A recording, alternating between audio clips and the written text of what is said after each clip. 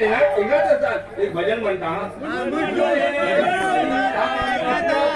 जेवढी थोडी मिरवावी तेवढी थोडी ब्राह्मणाच्या क्रूर हत्याने बंधू कुंभकर्णाचा त्याचा मला फार दुःख होत आहे. पण काय करू दुष्ट रावण आपल्या